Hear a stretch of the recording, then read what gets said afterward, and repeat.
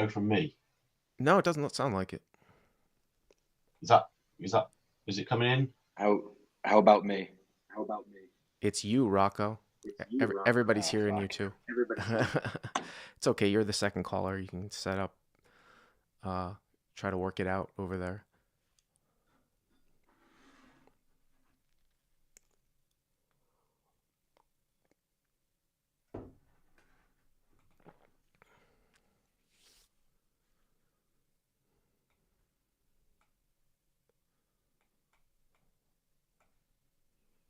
Okay, my headphones are in.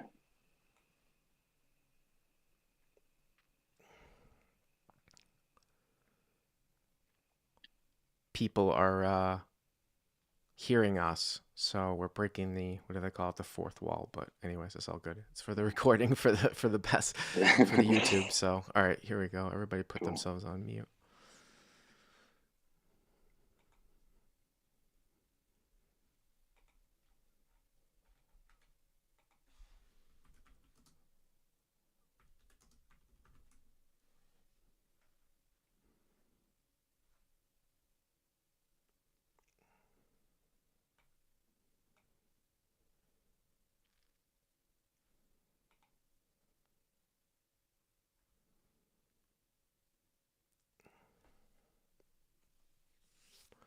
All right, let's do this thing. Let me just get some confirmation in the live chat that everybody can hear me.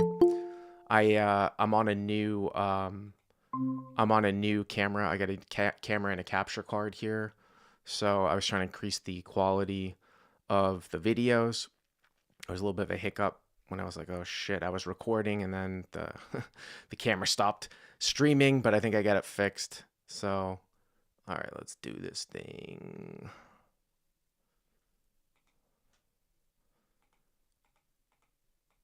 All right. All right. All right. All right. Hey, everybody. Welcome to another episode of Crush Live Call-ins. I am your host here, Bart Hanson, and we do this show every single Monday. And it is February 27th. We do it every Monday at 4 Eastern Time. That's right, 4 p.m. Eastern Time. That's going to be our new start date. And if you do want to get on the show, you must pre-submit your hand, and you can take a look in the description and click on the little link, and that will give you instructions on how to pre-submit your hand. If you are a Crush Live Poker website subscriber, you will always get priority. I read all of the website subscriber submissions. Michael G, moderator, party planner, chauffeur extraordinaire, who is in the live chat, reads all the non-subscribers and then passes along the best ones to me. And I call him all of that because he did a hell of a job. I don't know if Tom, our Discord master, is listening to this as well or watching this, but Michael and Tom helped me put together the Philly meetup this past weekend at Parks, and we had quite the turnout. We were expecting like 35 people. I think we got like 47 people. Tom took some great pictures. I'm looking forward to look at those, and it was great to meet all of you guys. It was really amazing at Parks, I got to tell you, for a number of different reasons. I'll go into it more on the podcast too this week, but I was really impressed by the room. The games were great. Everyone was super friendly. I had a polar opposite experience as I did when I first went down there back in 2014, where it was kind of a little dumpy. I wouldn't say it was dumpy, but it was nothing like it was now. I even told people, I was like, shit, like this is like the second biggest amount of games that I've seen going outside of like Commerce. Now, when we went to Borgata the next day, they were doing some sort of special promotion. There was a shit ton of games there. That was an entirely different feeling though, because the game I played was out in the corner. I didn't get to talk to many people, but at Parks, I mean, there must have been, it was almost like you were like, I was walking through like what some of these celebrities must feel like when they walk anywhere in public. Like I was in the poker room, I was being stopped every 3 feet. It was fine, but it was a different thing than in Parks, where I was sort of off to the side, where I think people were like, oh, I'm not going to go up there over to the corner. But it was a great weekend. Thank you again very, very much, Michael, and everybody else who came to make that great. So let's get into it here, because we got 5 callers here, and we have a special, I think the second caller is kind of special. Oh, no, that's actually the first caller. I'm sorry. First caller is kind of special in where he is from. So we're going to go here to Rocco. And if I am not mistaken, Rocco, this is a call from Uganda. Hello, Rocco. You're up first. Hey, Bart, how's it going? You live in Uganda. Yeah, currently I'm working out here. Okay. And what's I'm the from capital? I'm from New Jersey originally. Oh, Uganda, New Kampala, Jersey. Same difference. Kampala. Same difference.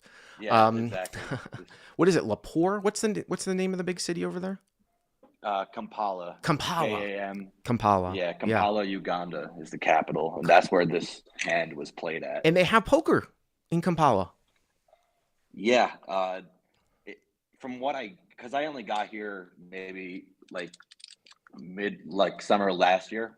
Okay. But what people tell me, they kind of started it up as like home games during the COVID, when COVID first broke out, because here like the lockdown was really bad. Yeah.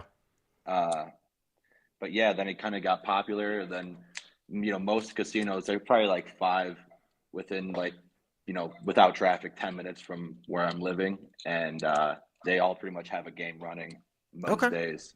Okay, and you've done. I know you've done the conversion out in U.S. dollars. I just want to ask you, Rocco. We can hear like your keyboard clicking, so you want to stop doing that if it would be helpful. Just because if we make this into no problem. If we make it into YouTube video, it's just better for the quality. Okay. Sure. So what is the sort of equivalent here as we get into this one in terms of game size? Yeah. So it's 2-3. This is a 6. So because there was a straddle in the hand. Mm-hmm. But it comes out from like 5,000 shilling, 10,000 shilling, 20,000 shilling. So like Ugandan shilling. So 2-3 US equivalent, but it's 6, right? With a straddle here. Is that right? Correct. Okay. And how about how deep are you in US dollars here? 1,630. All right. So pretty deep. Now, is this game straddled every single hand? A lot of hands. Okay. Probably, I would say majority of the time is straddled. Okay. As SOG says, most African countries have a small poker community in their capitals. So that's interesting. I mean, I know there's definitely expats and stuff. I just didn't know if, it was like more casino, like in a regulated thing or a home game. So, okay. So 2-3-6, 16-30 effective. Okay. Yeah. To answer that question, probably both. There's a lot of crazy stuff that would never be allowed out in any casino in the U.S. But you mean even compared to like L.A.? Guys, I've seen some crazy fucking shit in L.A. It's absurd. Guys, just like at Hollywood Park. If you sometimes I have to like muck my hand and like physically push it into the muck, or some guys can be like, "Oh, show me your cards," and just grab them and flip them over and just crazy Wild stuff West. Wild West. Yeah, exactly. All right, cool. So let's set this one up here. So 2-3-6, 16-30 effective. Yep. Mm-hmm. We're 9-handed. Okay. And we're in the straddle with 6 of spades, 4 of spades. Okay, so here's in the straddle with 6-4 of spades. Okay. Yeah. Okay. So under the gun limps for 6. The main villain pumps it up to 25. From like this MP1? guy, he's kind of UTG1. Okay. I would say. Mm-hmm. Guy that's like opening really wide pre-flop, but not necessarily like maniacal post-flop. Okay. So MP1 and MP2 both call. Okay. Hero calls and UTG calls. So MP1 and MP2 call, you're in for 6. It's just over a 4x open. You're going to be getting kind of pot odds. You have a gap suited connector. Some nits would fold here. I wouldn't. Right. I would fold like 6-4 off, but you just have to be aware though. Sometimes you can get into reverse implied odds situations when that means, of course, when you make a draw that it's no good, right? You get over flushed or over straight or something like that. You know what I mean? Something like that. But hero calls and +1 calls. So you're at 5 ways. Yeah, we're 5 ways to a flop. I have the pot at 130. Okay. Yep. Based on that, man. Yep. The flop is the king of spades, the 8 of spades, and the 5 of hearts. King of spades, 8 of spades, 5 of hearts. So king of spades, 8 of spades, 5 of hearts. And of course, it looks like you have flopped a combo draw in the form of a flush draw and a gut shot here to a 7. Also, a thing of note is that you can pick up additional straightening equity a lot on the turn too in the form of double gutters, and this is a little bit even better than just a kind of a naked type of gut shot. Right. Okay. Yeah. Mhm. I actually for a lot of those reasons, I ended up checking, but I thought about a lead. Just I don't know. It seems like a lot but it just seemed like between the four other players. That just seemed like pretty ambitious. Yeah, So Rocco, I think I you're just I think you're a website subscriber, right? So the last 2 weeks, I did podcasts on the flagship podcast on draws, right? Like when do we lead out on right. later Yes. streets and on flop? There's no way I'm leading here. So sometimes you can Right. play this a little bit exploitively where you can. I mean, it probably wouldn't be doing this on king high boards, but on boards where the pre-flop raiser isn't gonna be like doing a lot of betting when they don't have anything, and you're multi-way and you flop like a pretty thick value hand like two pair plus or sets. A very easy Mhm. case can be made for leading in those particular spots. But when you have a draw, leading doesn't really accomplish much, especially you're not going to get through four people.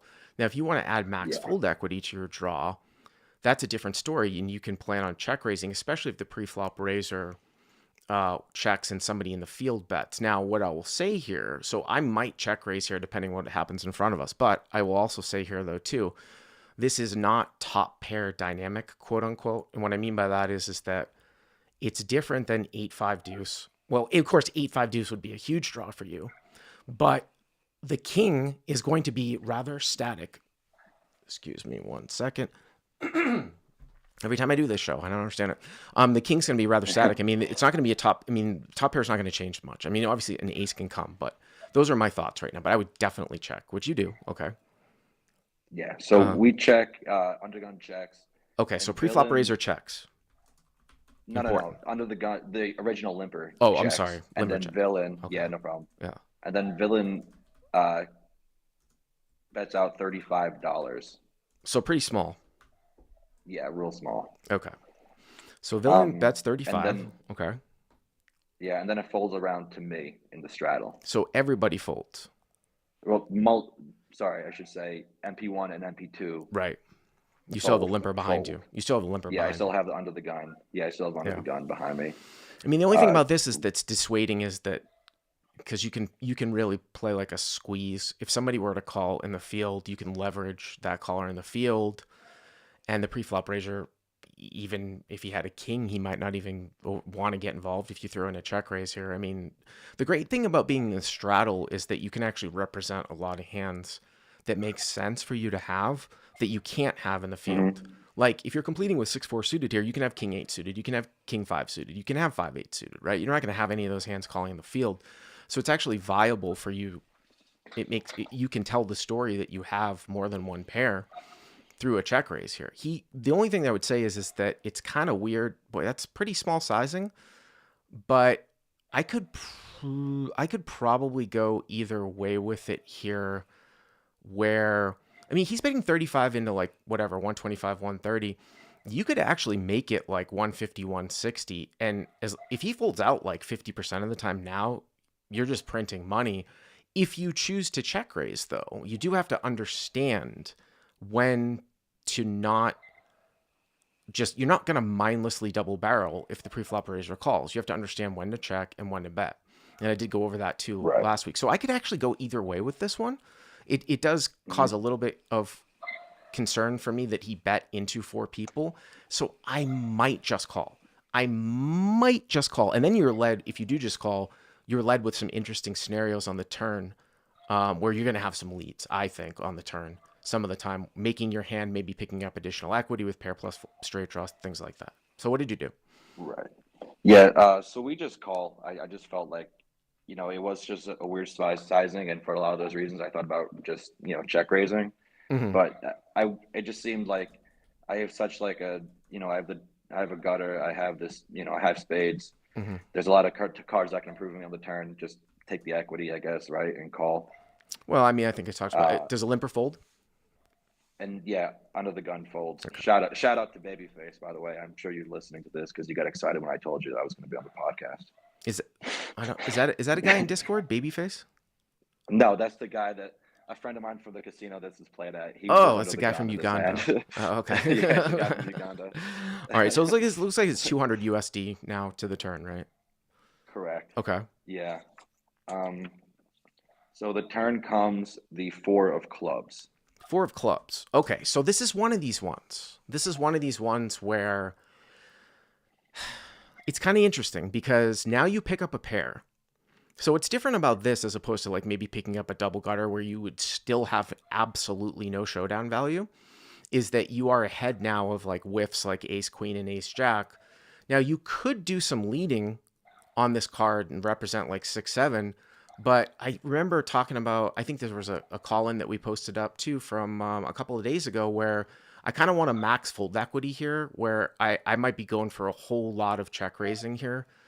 And if he's going to bet off aces, if he's going to bet off a king, it puts him in a real tough spot when 6-7 comes up. So I'd like to go for max fold equity because if you just come out and lead and he does have a king, he's probably going to call, right?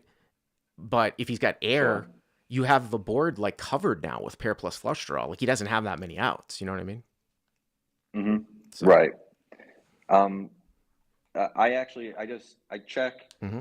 Villain bets half pot, so 100. Okay, so we just call again. No, I check raise here all day long. Yeah, I mean, I'm just saying fair for the reason. But you guys are deep too, right? So +1 bets 100. Yeah. Okay. So yeah, we're still really deep. I mean, here's the thing about this that's kind of interesting, like in a theoretical perspective. I mean, it's really hard because it's like 5 ways, right? But this turn card against somebody who's completing out of the big blind against the pre-flop raiser, if it was like a heads-up situation or a more common situation that we would look at, would be reflected with a check a lot.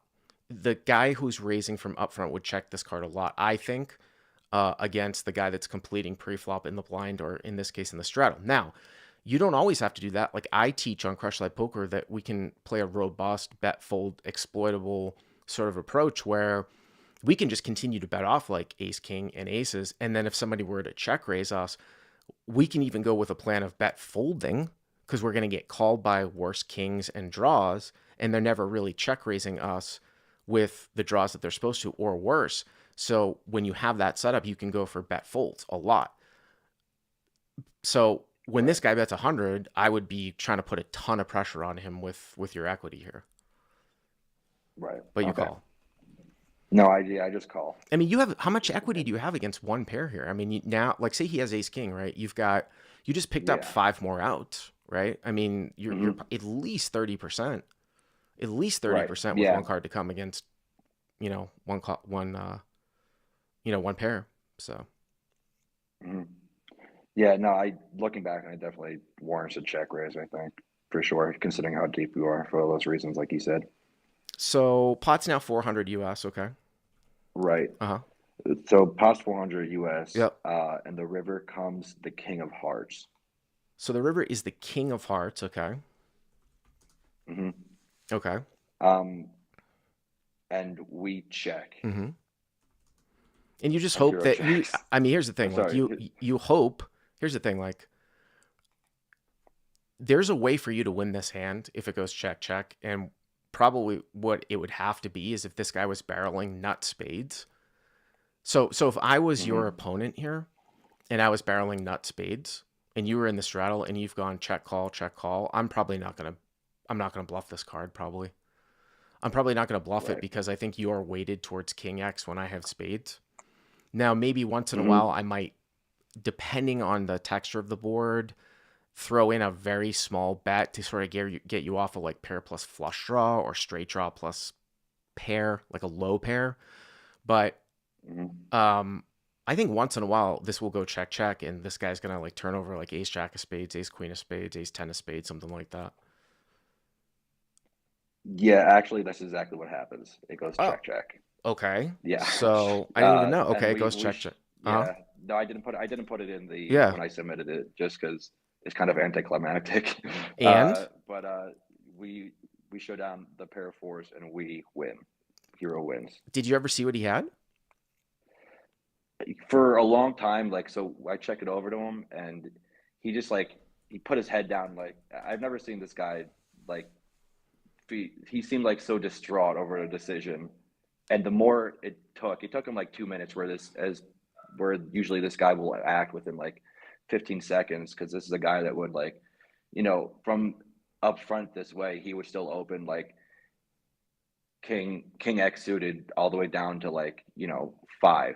I Mhm, think, because mhm. he opens that wide.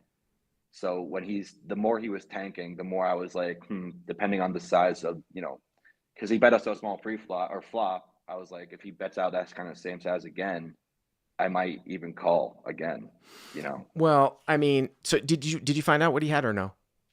No, I don't find out what he Okay. has. I shut down the four and he mucks. And by the way, like I said, I have absolutely no idea the result, but like I said, I can see you sometimes winning here on this card because of the fact that it looks like you have a king a lot, especially if he's got spades. Now, when I might bluff and run a triple barrel as an under bluff, if I'm your opponent, is if I was starting some sort of backdoor bet, like with Queen Jack of Hearts, which is like 3 to a straight, 3 to a backdoor flush draw on King 8-5, right? It's King of Spades, 8 of Spades, 5 of Hearts.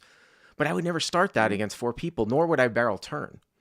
So it's like that's why I think he's got spades there, unless he's just mindlessly betting. I mean, maybe he was betting like ace queen with the ace of spades, but I mean that turn should be check backed a lot. But I was going to say for those reasons, and I think that this is empirical evidence of this. If he bets the river, I think you just fold.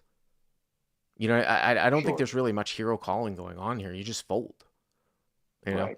so If to be fair, if had spades had come out, say like I don't know, like nine of spades or whatever, hmm something that like doesn't complete an obvious straight. hmm Um, I'm probably bet folding well, I think you have to because if lead. I I, mean, again, that's one of these yeah, spots where the reality of being unbalanced really comes into play when you make the obvious draw from out of position on the river, because the hmm theory would say you should have some checks because of the fact that like when you're betting, you have it, and when you check, you don't. But the reality of it is that people don't value bet enough, and they will call you way more often than they'll make value bets with worse.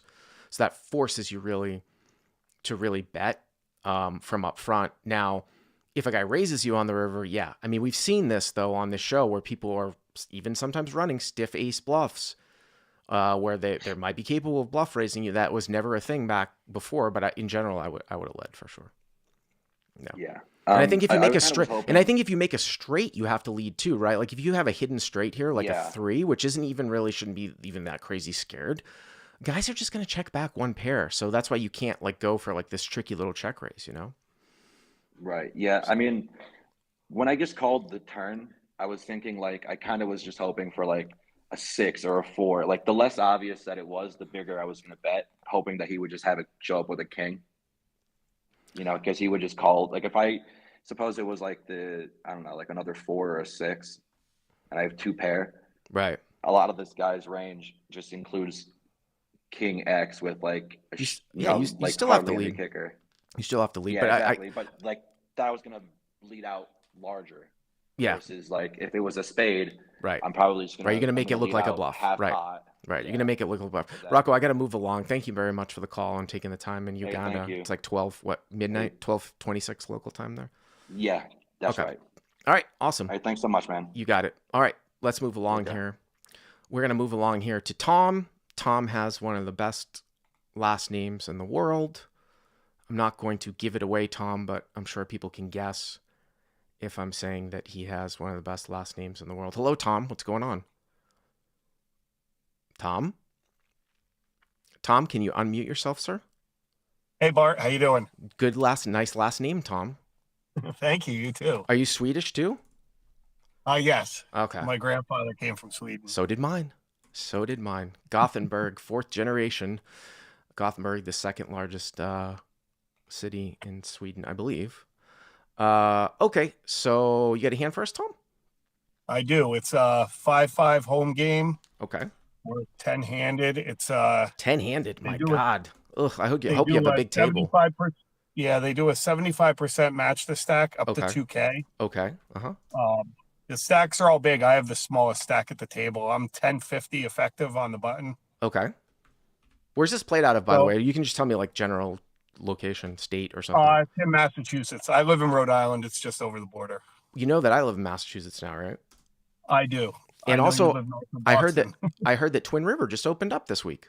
I'm actually here playing right now. I'm in the parking Oh, lot. I did came out to do the call, and then did I'm going back in. did they renovate it out? Like, so because it's been closed for 3 years, right, since COVID, It's exactly the same room. which I heard Actually, was a right now, dump. all they're running is 2-5. There's 5 2-5 games in there right now. 5 tables. That's all they have right now. 2.5 75% match or what? No. Not this. Isn't this hand isn't from Okay. Twin River? My hand is from a home game. What's Twin Rivers But cap at 2.5? Yeah, they're 800, 2 to 800. All right. there. I mean, it's not okay. All right, cool. Well, it's And good then to they know. have a 510 they run, but it's up to 2,500, but it's not running today. Those are the only two things. They've been open since Friday. Yeah, Twin River is in Rhode Island, so now we've got you got Encore Boston, you got all the clubs in New Hampshire, you got Springfield, right? MGM, and then Yeah. Twin River, and then Connecticut too. So not a bad scene in New England. All right, so we are in a home game though at 5-5-10, 75% match, 1,050 effective on the button. So under the gun limps, Okay. middle position limps, Okay. I limp, and both blinds check. You said you're on the button, right? I am. And what do you have? Three of diamonds, 5 of diamonds. So you over limp with 3 of diamonds, 5 of diamonds over 2 people. Yes. Is that right? Is this game? I counted about 4 mistakes I made in this hand after I looked back on it. So is this game heavily? And it's It's 3 blinds, right? So there's 3 guys in front of the button, right? 5, No, 5, 10. there's just 2 blinds. Small blind, big blind, both put in $5. Oh, I'm sorry, I misread. It was 5-5. So is this game raked? There's a reason why I'm asking this. Like, is it Yeah, it's a heavily $10 raked? rake, max $10. Because what I would say is that obviously a rake is better than a drop. Where if it's a percentage and they're taking a percent up to a certain amount, I still think 5-3 of diamonds is probably really not strong enough. It probably should just be pitched. But as I was talking about last week in my sort of moving up call, in California, you are absolutely incentivized to not really play small pots. So where this hand could be played was a place like Texas if you're playing a time game where there's no rake. This is how much of a consideration this comes in. But then when you start to get a rake and then a flat drop, like you should just be throwing away anything that's close just because you're just not incentivized to come in. Now, if you had like 5-4 of diamonds, I would probably ISO raise this over 2 limps. I'd probably ISO raise 4-5 of diamonds. So this one's going to be, there's just not enough money in the pot for me to get involved. But okay, so you limp with 5-3 of diamonds, blinds check, right? Yep. So there's 5 ways to the flop, 25 in the pot. Yep. The flop comes 5 of hearts, 5 of spades, 9 of hearts. 5 of hearts, 5 of spades, 9 of hearts. Love me, by the way, some limp pots in situations like this. So you flop weak trips, right? Yes. Yep. Both blinds check. Under the both blinds check. Mhm. Under the gun bets, 25. Okay. Middle position folds. I call, small blind calls, and big blind folds. So MP fold, hero calls, and small blind calls, right? Yes. And big blind folds. So the one thing about this that I would say is that it's 5 ways at 5-5. So this under the gun guy is betting full pot, right? Basically Yes. on 9-5-5 with 2 hearts. What do you think that the under the guns like betting range here is? I don't know. It could be all over the place. He's a pretty tight player, but I mean, I'm putting him on a hard draw. Maybe an overpair where I actually been seeing this a lot where people under the gun limp and hope someone raises and nobody does. Tom, you took the words right out of my mouth. I mean, that was one of the things I was going to bring up. When you see a limped pot and the person who is betting a ragged sort of board like this bets pot from under the gun, a portion of his range is high pairs that we're trying to get in limp re-raises. Now, this doesn't even necessarily have to be like super high pairs, although the 9, like if it was like deuce 5-5, like he could have 7s or 8s, but here he's betting out full pot. He's not scared of the 9. Now, he can have flush draws too, but I will say though, I gotta be honest with you, I don't really see the point in calling here. People are like, oh, it's not deceptive to call. So, and this is specifically because it is the under the gun leading out. And I think that there's strength there. I don't think he's going to fold a flush draw. And I don't think he's folding high pairs. Now, where would I call with your hand? Maybe if the cutoff bet or something like that. You know what I mean? And you didn't want to drive out a 9. But this is a limp pot, and I think that this range is not bet folding. So I would, for the most part, raise. Even though I don't love my kicker. And then If you raise and somebody cold calls in the blinds, then you can maybe slow down a little bit and be like, whoa, something's going on here. But I don't think there's a whole lot of deception in calling here. And I don't think that someone with like jacks, queens, kings is just going to bet and then if you made it like 100, you know? I agree with you 100%. I thought the same thing after the hand was over. So the pot is what, 125, right? Yeah, well, the small blind calls behind. Right. So now the pot's 100. Oh, it's 100. There's Okay. 25 three Right. ways on the flop, Okay. 25 Yep. pre-flop. Yep. 9-5, 5-2 hearts. Okay. So the turn is a 2 of clubs. Okay. The small blind checks. Mm-hmm. Under the gun, bet 65. Here, I think I screw up again. I just call. The small blind raises to 265. Okay, so I know you're saying the small blind raises 265, but let's just go over. So even though I would be raising most of the time on the flop, if I got here and the small blind had overcalled, I think I would probably actually do more calling, to be honest with you. And the reason why is because I don't want these guys to fold. And if you just wake up with a raise, it just looks stronger. I mean, I don't think raising would be bad if an overpair is going to bet call anyways, but this is like why I like to raise the flop, because I think it's actually more deceptive to fast play in that manner. And, I mean, you're basically just gambling that like a non-heart comes, and then if he checks the river, you just blast it. So if I got here like this, I might actually do a fair amount of calling. You call, but now the small blind goes to 230. Is that what you're saying? 265. And what does the guy from under the gun do? He calls. And then I call. All right. So small blind check raises to 265. Under the gun calls. Now, I'm not scared of under the gun. I think somebody who's trying to limp re-raise here with a big pair probably isn't capable of folding, which actually kind of goes back to maybe you could just raise anyways on the turn because he's not folding.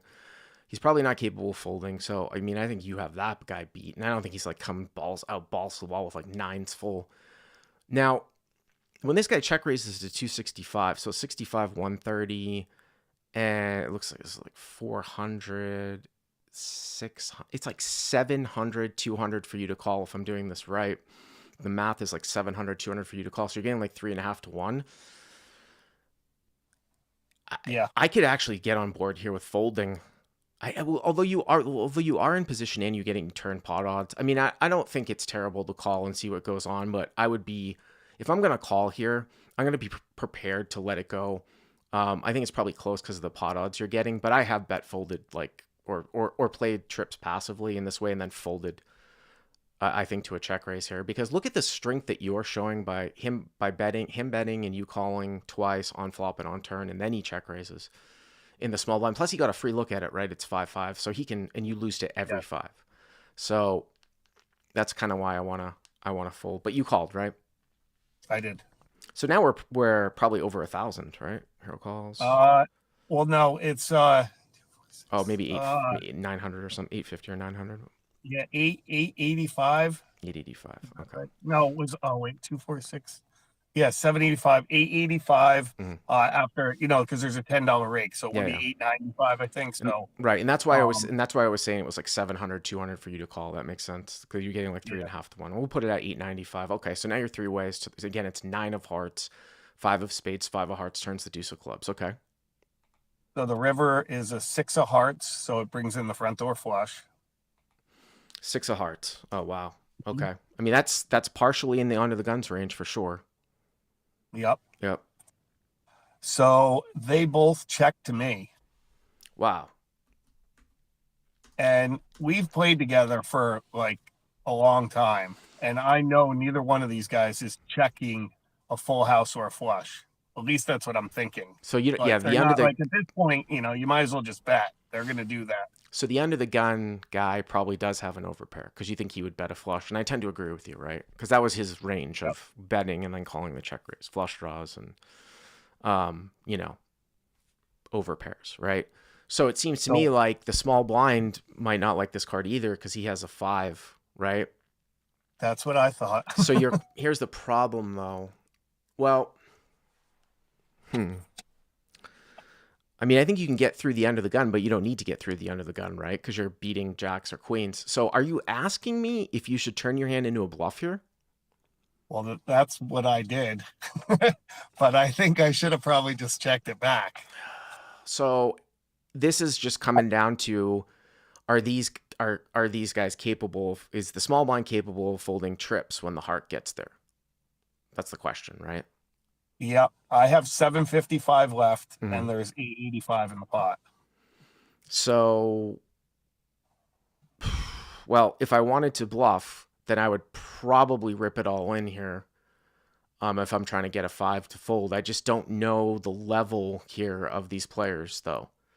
You know what I'm saying? Like, there's just some guys that are just never going to fold trips. And then I think that occasionally you actually might run into something where somebody might be sandbagging something. There's a non-zero chance of that. I wouldn't entirely dismiss it. Like somehow, like say the guy raised with like 5-6 on the turn, the small blind. And he's like, oh, I made a full house. I'm going to get tricky because the heart came in. So there's a sliver of that too. I'm just trying to figure out. I think I might just check this one back and just hope the small blind was doing some bullshit here. Because I don't know if I'm going to get these guys off of a 5 here at this level.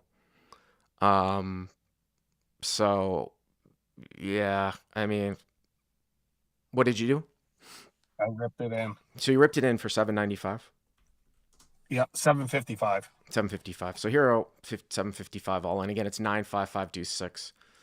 Well, I mean, at least, you know, at least you were, I'll give you credit for thinking about it, because a lot of people wouldn't even be thinking about turning trips into a bluff here, you know?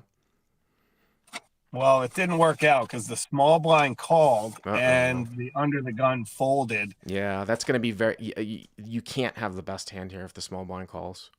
No, he had 10-5 of clubs. That's what we were scared of, Tom. And the under the gun had kings. That's what we were scared of. Makes a whole lot of sense. Did the under the gun like tank like fold, or did he fold? No, he instantly folded, and he told us he had kings. So yeah, it's kind of interesting because he calls the check raise, right? Which means that you probably could have gotten away with a raise on the turn actually, and he would have called. Although if you raised the turn, then the small blind would have called, and I wonder if can you imagine if he bets out? So he bets the flop on 955 with kings, right? Call. He bets the turn. You raise, and then the small blind calls. He should just fold there. I don't know if he would, but he probably would have folded, and then we would have probably went check on the river. I mean, I don't know. Maybe if I shove on the river there, maybe then it looks better. No. I don't know. So if you raise the turn and the small blind calls, and then the other guy folds, yeah, you just have to check the river, I think. Because the small blind's either going to have hearts or a 5. I mean, once in a great while, you chop. Although you only chop to like 5-4 and 5-3, it looks like. But yeah, well, I mean, it's creative. It really, really boils down to whether or not we think that guy can fold. But I appreciate it, Tom, with the cool last name. Thank you very much. Thank you, Bart. Have a good day. All right, let's move along here. These guys have been patient. Michael B. Not Michael G, but Michael B. Michael B, you're up next. Hello. Hey, Bart. How are you? Pretty good, Michael B. It's a little tricky to get it off mute with the small window, but I'm here. Is that in the app or what? The Google Meet app? I don't know. I linked it from my Gmail, but it might be. Oh, that's right. Yeah. Yeah. When you call into the show, so we do these things with the Google Meet, which is why you can hear the dinging. Because I'll let you in on a secret. The way that we do this is that I have this Mac. I have Mac, and I have a program called Loopback, which is a great audio program where the callers, I record from Chrome on one side and I record my mic on the other side, so that when we do the best of YouTube videos, if you've noticed, it's really good audio because we can go in and edit it. And we use Google Meet. The only problem is you get those goddamn ding chimes that we have to edit out. But that's how, there's no way. I even contacted Joey Ingram about this because I know he uses it too. I don't know how to disable them, but it's only for the live stream. But yeah, you can connect via the Gmail app to this show, Google Meet, or you can just paste the link into the browser. So anyways, you got a hand for us? Perfect. I do, Bart. It's a hand from MGM Springfield down the road from you. Son of a bitch. I gotta get out there sometime, huh? You do. No. It plays bigger at 2.5 than Mohegan does in Foxwoods. It's a 1K cap, and it's usually the biggest game on most weekdays. And then sometimes you'll see a 5-10 or a 10-20 go off, but that's 10-20 is a little rare. But there's a lot of big O, and PLO starting to make a comeback in the room. Well, I thought that they were always playing like 10. Guys were telling me they could play 10.25 though, like every weekend or something like that there. The weekends it might pop off some nights and some nights during the week. I haven't been up very often Friday or Saturday nights, more Sunday nights. So are you from Connecticut or Massachusetts or what? I'm from Connecticut. I'm about equidistant from Mohegan and Springfield. So you're choosing Springfield over Mohegan and Foxwoods right now? Yes. That's what I wanted to get at. Interesting. Okay. It's a better ride too. Okay. From where I come from. The 91 up the 91? Yeah. 91, there's lights. I hate the state highway out to Mohegan in the middle of the night. Oh, that's right. Yeah. Those places are in the middle of nowhere. So 251K cap by an MGM Springfield. Okay. We're 9-handed. Mm-hmm. I'd say that it's 2-5-10 because we just got a wild player in from the must move who is seated directly on my right and has straddled every single hand except where he's a blind. Okay. And I just dragged the pot where I busted him and was stacking my chips. He's in the button. He puts up another $10 straddle after buying back in. So this is a button straddle. Look down. This is a button straddle. It's a button straddle. Does it I'm move? in the small blind. And in your first to act? I'm first to act. Got it. Okay. And I look down at King of Hearts, King of Diamonds. Okay. And I open to 30. So hero in small blind. And how deep are you? King of Hearts, King of Diamonds to 30. I'm 3,600. The middle position player is also 3,600. Okay. The cutoff is 2K, and the button just rebought for 1K. So the button's at 1K, basically. Okay. Correct. So you open to 30 from the most extreme of positions, the small blind on a button straddle. I might make it a little bit. I haven't played in a button straddle game in a long time. I mean, I played that game right in Hustler where we were doing the short deck setup. I don't know if you caught any of that, where all the antes were live and then the button put in double. Mm-hmm. And I was doing a lot of limping from the small blind position to get some limp re-raises in. And I think that actually can be done a little bit in a game like this, although it's kind of different because like you're only in for 2. So it's not like you're completing with a bunch of bullshit when the blind's 10 right on the button. It's not like you're calling with 4-6 suited because you're in for 2. So I just might make this a little bit on the larger side. But okay, so you go to 30. Mm-hmm. It folds to the middle position player who 3-bets it to 135. Okay. The cutoff cold calls. The button calls. And it comes back to me, and I throw in the 4-bet to 625. Well, absolutely. You should 4-bet, right? Just an absolute no-brainer 4-bet. So you go to like actually a little bit more than 4x, right?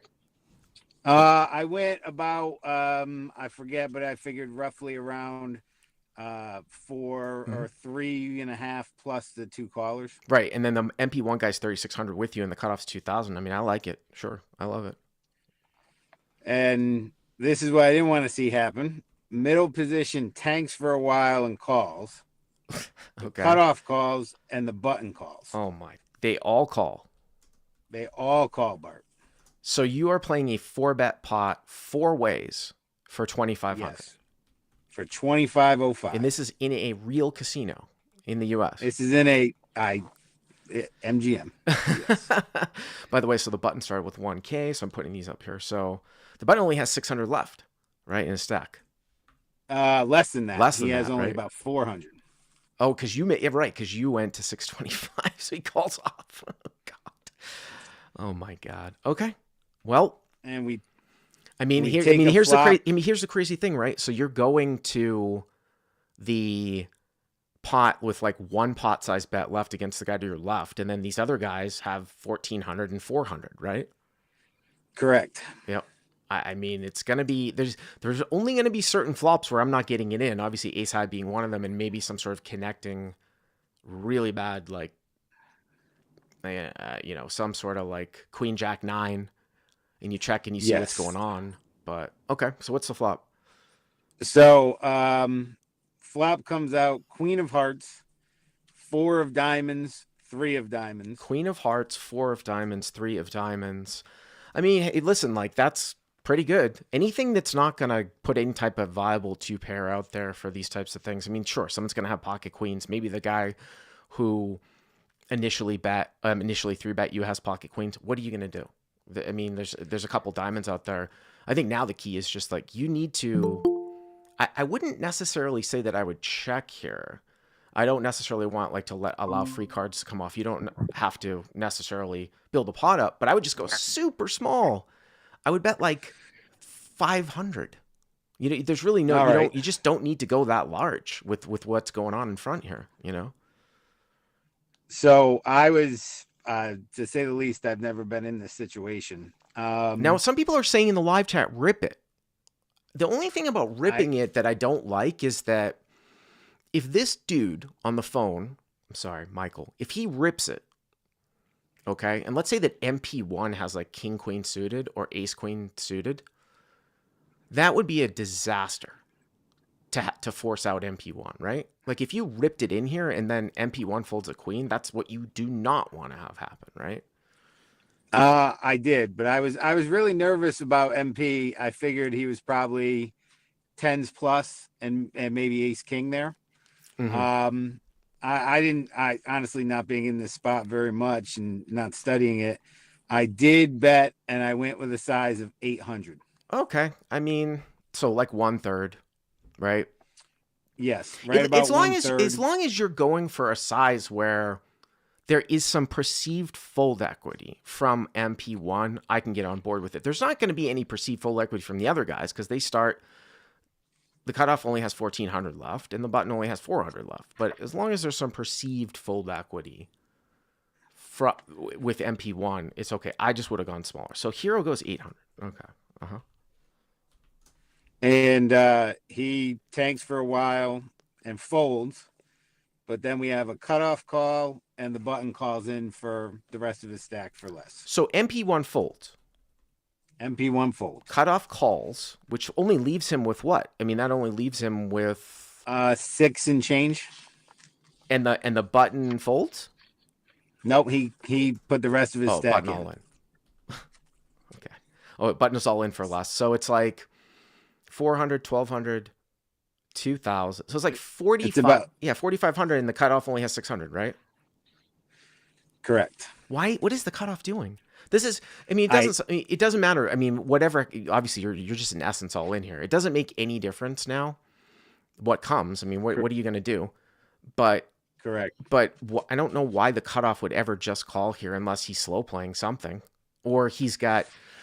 The only time that I would ever be in a situation like this, if I were the cutoff, and I wouldn't have most of my money in there, the times that you would just call here would be if you flopped a set, or if you've got like nut diamonds, and there's just really no reason you don't want to drive the button out. But anyways. So 4,500 to the turn. This guy only has 600 left. It doesn't matter. What's the turn? 10 of clubs. Okay. I assume you're all in for 600. Yeah, that is correct. Yes. Okay. I announce it. Yeah. And he sits there and hems and haws, and the cutoff slides it in and makes the call. He hems and haws with 600 left in a $5,100 pot. Yeah. More than I would have expected. Yeah. And what was the river? Jack of hearts. Ooh. Uh-oh.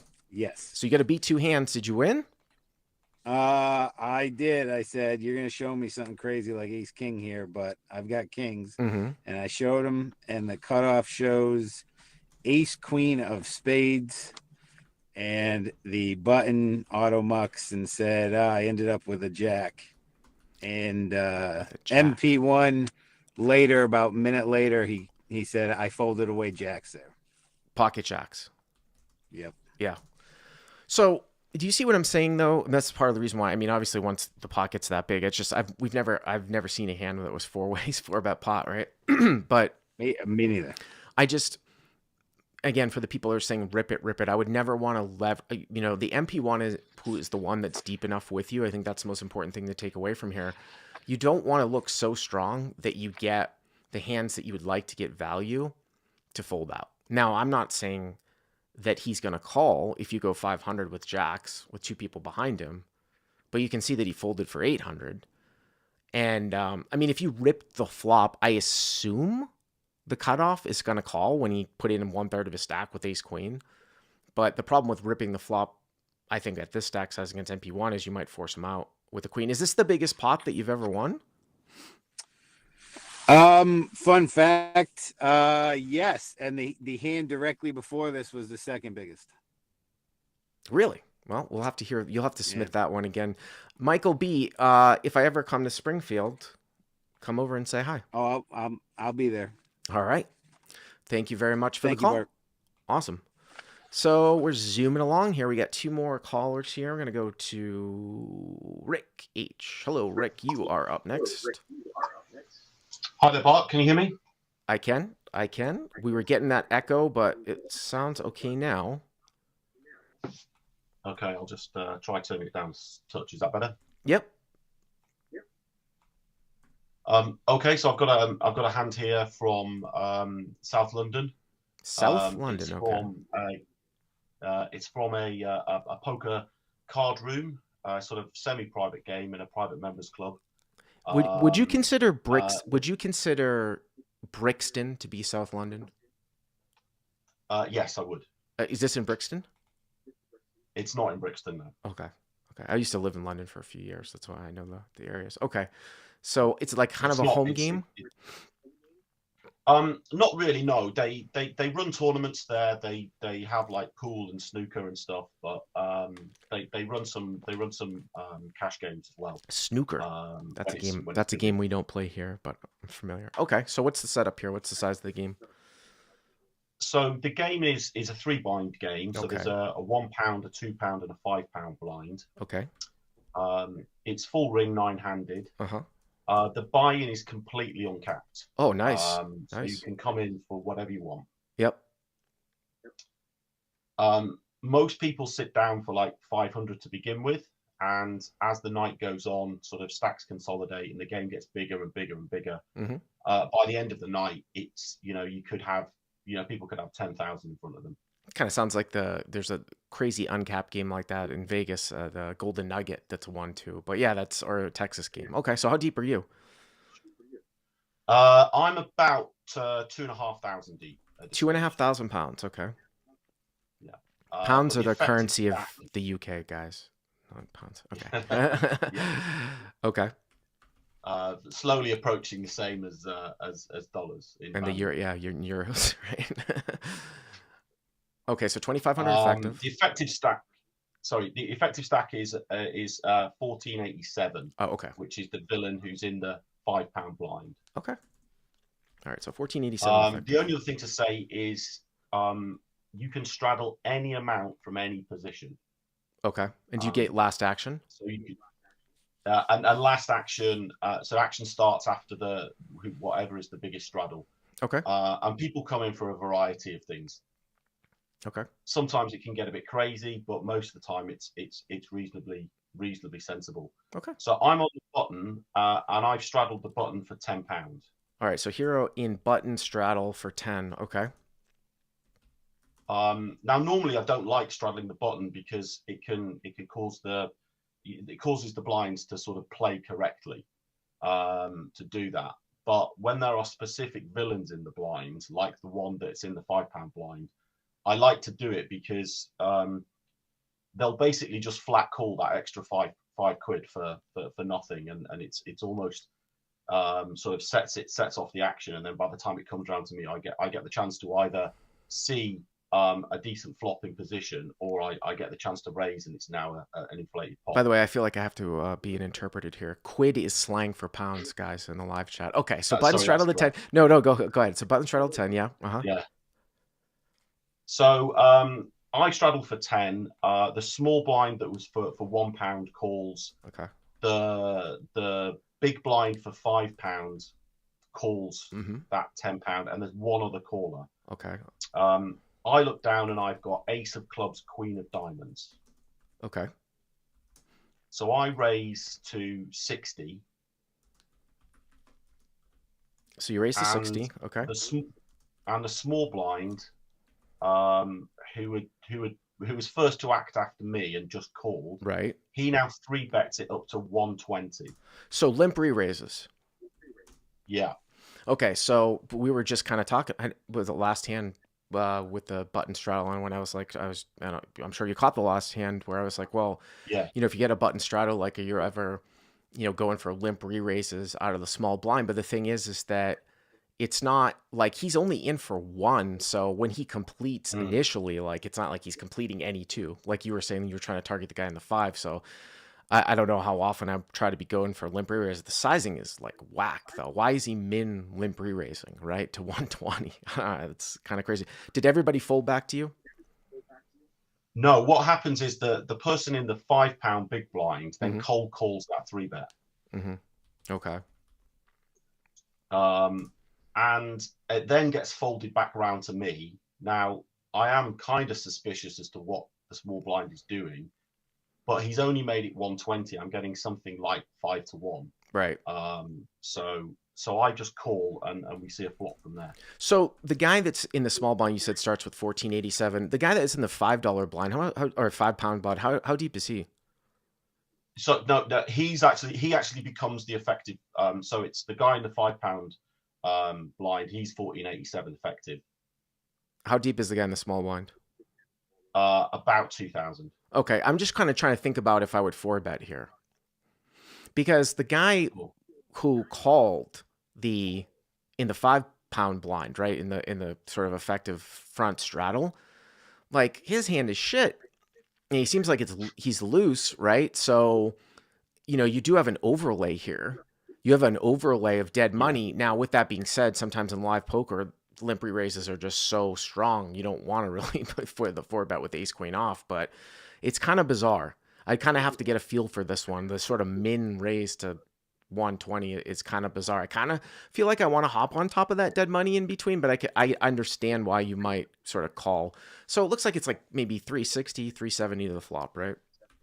Yeah, it's about 370 to the flop. Okay. The flop comes down queen of spades, 9 of diamonds, 8 of hearts.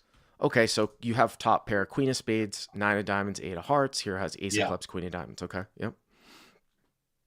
So the 3-better in the small blind now checks. Okay. And the big blind leads for 150. So it's kind of, it's not quite a donk, but it kind of is. So he's the cold caller, but the 3-better. I mean, it's semantics. When we say donk, though, we're talking about leading into the pre-flop raiser. I wouldn't consider this a donk because the guy in the small blind check. Is the guy in the small blind like experienced, by the way? Do you know him at all? Yes, I didn't know him at the time, but I've got to know him a lot better since then. The reason why I say that is because even if he has a big pair here, like aces or kings, even though the sizing is kind of weird, if he knows what's going on, there might be some frequency of him checking those hands. Just because he's checked doesn't mean that he has nothing. Now, obviously, he can have tens, jacks, something like that. But for those reasons, though, I also don't need to. I think you can call. You just kind of hope the guy folds out of the small blind, then you're sort of just heads up against this donkey, the donkey that didn't donk lead, and you kind of see what happens. Yeah. And that's exactly what happens. So I don't really think there's any good reason to raise here, but I'm not going to fold at this stage. I just called because I really just want to see what the small blind does. And the small blind folds. Okay, so that's great for you, right? So it goes 670 quid to the turn. Your head's up against this guy, queen 98 with ace queen. Okay. Yeah. So the turn comes the ace of hearts. So now you make top 2. Yeah. Okay. And the big blind checks. Okay. Yep. So at this stage, I'm continuing. I think it's now time that I can be betting here. And the question for me is then, how much do I bet?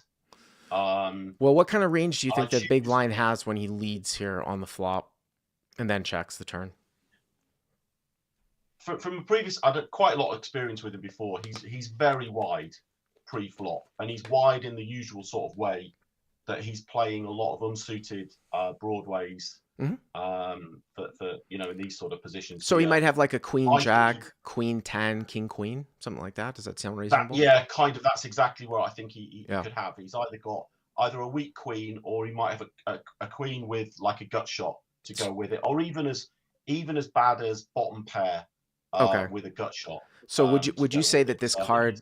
So against that, is this card good for him on the turn or bad for him? I would say that card is bad for him. Yes, I agree. So for those reasons, I probably wouldn't go that large here. I mean, 1/3 would be like 220. I would not go more than 250 here. You're trying to rope him in to get called by a queen. You don't want to go nuts, Okay, I go 275, which is about 40% pot, so probably slightly bigger than you would. Yeah, I just don't want him to like hero call off. Hero fold, excuse me. Queen X. So hero bet 275 on the button. Okay. Yeah, what I would say is he's not the sort of person who's gonna hero fold for that extra 25 to 50 quid. Okay. In there, but I see what you're saying. So 275, yep. So the pot's around what 1200, something like that. So he calls. And he calls, yeah. All right. So he calls, and now the pot is just over 1200, and he's put in 275, 150, 425, 425. He's put in 550, and he had started. So he has like 800 or 900 left, right? Something like that. Yeah, he's got 9. The reason I remember this is because the dealer counted it out exactly. He's got 942. I feel like something might be coming here. Then, if you got to count, yeah, okay. So the river is the 5 of hearts. Okay, so the back door comes in. Yeah. Let me just repeat for the podcast people. The board. So it's Queen of Spades, 9 of Diamonds, 8 of Hearts. And the pre-flop sort of min limp raiser checks this guy in the 5 pound, the big blind bets 150, hero calls with ace queen, turns the ace of hearts. So there's 2 hearts out there, but the queen and the 9 are not hearts, which is important when you're trying to do backdoor hand reading. He checks, hero goes 275 call, 1200 pounds. River's the 5 of hearts, also brings in 6, 7 and backdoor hearts. Okay. And now what he does. That's right. Yeah. So he then insta jams, just no thought, no pause whatsoever, and just shoves it all in. The dealer gives a count, and it's 942. 942. Yeah. They're playing the singles in this game. Yeah, and the singles play. Here's the thing that I would say about this before I even get into like any deep hand rating. Even from the backstory of why you chose to put the button straddle on, like way back in the beginning of the hand where you're like, I don't really like the button straddle, but this guy's going to complete with any 2 and the 5. That's why I do it. You can never think that this guy is really a good player, in a certain situation. So there's that. Now, with that being said, though,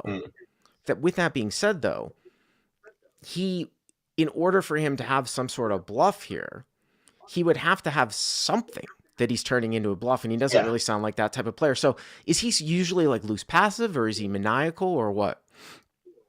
He is a player who is definitely capable of turning hands into a bluff. So my view on him is that he kind of gets to a threshold of how much is he's put in the pot. And if he doesn't think he can win at showdown with that, that's when he kind of flicks to bluff mode. Well, what are the bluff? Somebody said bluff miss spades. There's no spade draw on the flop. It's queen 9-8 rainbow, right? On the flop. Yeah, that's right. So it's like it's like I mean, sandbagging Jack 10, which would be a little bit odd. I mean, obviously he's trying to. It makes sense that he might have backdoor hearts here, and the thing is that it wouldn't make. Here's the thing about backdoor hand reading. If we go back to if we look at this entire hand, where it's a limp re-raise and he comes out firing into you after the limp re-raiser checks, this would be a lot different if the queen of hearts was out there, because then I'd have a lot harder time believing that he has a backdoor flush, because he couldn't have top pair on the flop if the queen of hearts was out there. So would he be firing 150 with middle pair? But here he can. That's why it's so important to look at the distribution of suits when you're looking at the backdoor. He could have queen X of hearts, right? It kind of makes sense that he would check the, I mean, would he check the turn or would he bet? I just kind of, I don't know, man. I kind of have a hard time folding to a guy where, like I said, you have this setup where you're putting in the button straddle just because he's so bad. So I have a hard time folding hands against really bad players unless they are a special type of bad, which is super, super loose passive. So I can't really get on board here. I mean, no one's going to fault you for calling here. But yeah, it wouldn't surprise me if he has backdoor hearts. Yeah, my view on this was I can't rule out the backdoor hearts because of the distribution of suits that's on the flop. Yeah. There was a bit of previous that I'd had. So 2 nights before, I'd played him in a tournament and stacked him when he picked up a queen high backdoor flush draw on the turn and raised. I had the nut flush draw, and then it came on the river. It all went. So I knew of one occasion very recently where he'd bet out or raised when he picked up the backdoor flush on there. And here I also didn't think he had Jack 10, because I think if you've got Jack 10, that ace of hearts starts to make the board a little bit too scary, and I think he just tries and gets it in then. Sure. So it sounded to me like you called. Is that right? I did, yeah. Okay. It was after a while. I tanked for quite a while. And I tried to get a read on him. I asked him specifically, because the other thing I thought is, has he just backed into 6-7, which was the other thing that was really playing on my mind at the time. That's a big bet. But I mean, here's the thing: like, if he has 6-7, I got to move along, so I want to hear the result. But one other thing too on this is that the reason why I don't think it's 6-7 is because if 6-7 came out firing, I think he's going to use that turn card. He's not going to play the turn as a check call. So you called, and I call, and he just says, "You're good." Okay. And that's it. And I table my hand to take down the pot. And his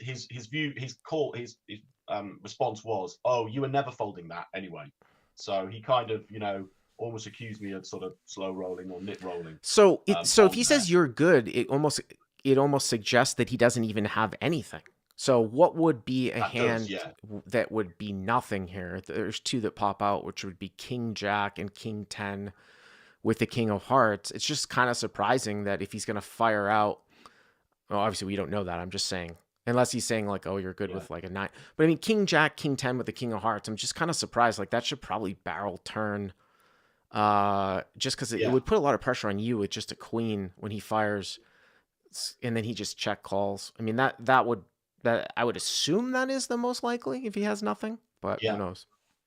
About a week later, I asked him what he had, and he said he had kings with the King of Hearts. Well, I mean, that's not nothing. I don't buy that for 1 second. He just called the limp raise, the min raise. No, I don't. I mean, that's what he said, but I just don't believe him for a second. All right, Richard from the UK. Thanks a lot. I got to move along. Thank you very much for the call from South London. All right. We have zoomed through here 4 calls. Like I said, sometimes we try to do 5 calls, and I appreciate you guys sticking with us in the live chat. Last caller here. This is a guy that joined us last minute edition. This is Michael. Hello, Michael. You're up next. Hey, Bart. How's it going? How's it going, Michael? You got a hand for us? Yes, I do. Okay, let's do it. Okay, great. So I was playing at MGM National Harbor. Oh, okay. In DC or Virginia or wherever that, Maryland, right? Yeah, Maryland. Yep. Okay. I was playing 2-5. This is probably like my 3rd or 4th session of 2-5. That's a 1K cap, right? Yes, sir. You ever play 5-card PLO high? Oh, that's a big game there. It's a bad time. It's a very good game. But... That's a big game there. 200 to 800 5-card PLO high. It's the only place that I know that runs it on a regular basis. I know it's a big game there. Yeah, a lot of pumpkin chips on that table. Were those 1Ks? Yes, sir. No. All right, so 2-5 1K cap, no limit. Okay. Alrighty, so there's a $10 straddle on. I'm on the straddle, so from under the gun. Yes, sir. Okay. Folds to the cutoff, I believe he limps in, and then the small blind raises to 50. Okay. And I look down and I see ace king of spades. Okay. How and deep? How effective stacks here? Oh, I'm about 1800 effective. Maybe a little bit over, but Okay. 1800 is about right. Yeah. So ace king of spades sounds like you're gonna 3-bet. Yes, I do. And I 3-bet to 150. Okay, so just straight 3x. Yes, sir. A little bit. I mean, you have position, right? And I assume this will just drive out the cutoff. So you just go to straight 3. I might make it a little bit larger just because, you're deep. You're deep for this game. I mean, 2-5, I mean, it would be like the effective of like 180 big blinds. I might go to like 175 to 200. It's very, very subtle. Did the limper fold, I assume? Limper did fold. And this guy calls or what? Yes, sir. All right, so small blind defends. And so small blind, hero in the straddle. Small blind goes 50, hero to 150, ace king of spades, cutoff gets out of there, and then we're at like 310 or so, something like that to the flop. Something like that, yeah, like 310, 35, whatever. Okay. Flop comes out ace 8-8 rainbow. I don't remember the suits. They're not relevant for this hand. So pretty good flop for you, huh? Oh yeah. Yep. Pretty happy about it. Yep, pretty good flop. Yep. So small blind he checks.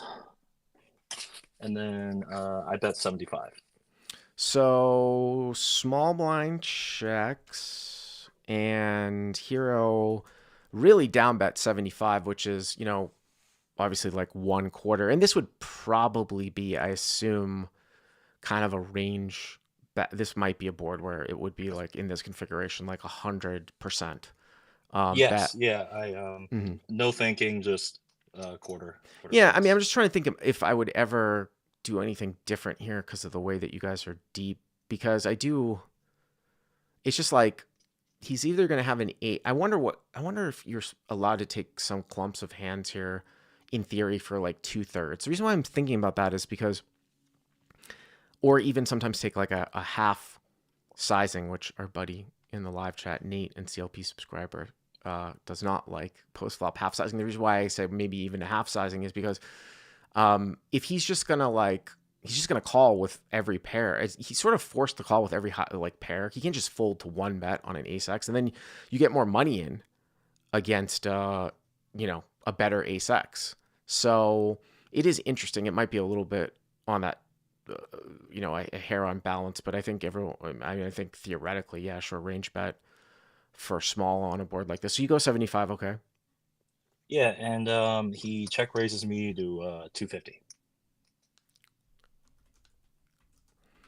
Now that's interesting. Does the small so when you take this type of sizing, which is really small in this 3-bet pot, does the small blind have check raises on ace 8-8? I wouldn't think that there's much. I mean, but again, you can't. You'd be surprised though, because when you take a small sizing, the frequency of check raising is supposed to go up, and the way that he would find his bluffs here would probably be wrap around backdoor draws like 9-10 with a backdoor or something like that. In theory, but I don't think there's really anything for you to do here but really call, right? I mean, you should probably just call with everything that you're going to continue I figured he check raises me, and in my mind that eliminated an 8 like right off the bat, so I wasn't really afraid of anything, so I call. Yeah, I mean, also he opens to 50, and I mean, sure. I'm just trying to think of, would there ever be, with the board being not like total rainbow, there's probably not. It's interesting because you use such a small sizing. I just wonder if anyone is ever check raising an ace here because you use such small sizing, and then you can get into this weird game. Because I'll see solvers sometimes like just pile here, with like 3-bets to the check raise with ace king. That type of dynamic doesn't really exist live. Plus, there's no draws out there. That's why I kind of want to just call. So hero calls, right? Yeah, I do. So 8-10 to the turn. Yep. So the turn is 7. It was like a red 7. It brought in like a backdoor, but a backdoor flush draw. But all right, so I'm gonna put. Really all right, so I'm gonna put 7 of clubs club here. So we'll put up one of the 8s as a club for the video. I'm going to put ace of diamonds, 8 of clubs, and 8 of spades. What I was going to say here is that although the one when you said it's not really relevant, I mean, there is some relevance if the ace is a club or not, but I'm going to put it up as not a club. You have about 1,400 left, right, in the pot 8-10? Mm-hmm. Okay, and now what happens? He bets out 425. So small blind bets 425. This is how I would think of this now. Like if I were to call, the pot would be 1,600, and we would have 1,000 left. So my question would then be like, can I get all the money in? Now, we don't think he really has an 8 here. So, I mean, the other hand that kind of jumps out at me that would play this way that makes a whole lot of sense is the other ace king. So if I'm never folding here, or if he somehow is doing something stupid and I've seen people do this before, like where he has ace queen here and he doesn't really know what to do because you use small sizing and like he's just betting again on the turn. And then like if you were to say do something like say jam all in here, he folds, that would be a disaster. It would be a disaster if you jammed and you got like ace queen to fold somehow, Kier. I'm just kind of throwing out things about whether or not we should call or jam. And I'm trying to figure out if I can get a lot of money in on the river. Because if you call, the pot will be 1,600 and you guys will have, I think, like 1,000 left. I kind of want to call for those reasons. And the other once in a great while type of thing is if he has ace king now, he is not going to fold, I don't think, to your raise. But once in a while, and so remember, we don't want ace queen to fold. We don't want ace queen or some other ace to hero fold if you were to do something aggressive now. We don't want that to happen. Ace king's never going to fold the same hand.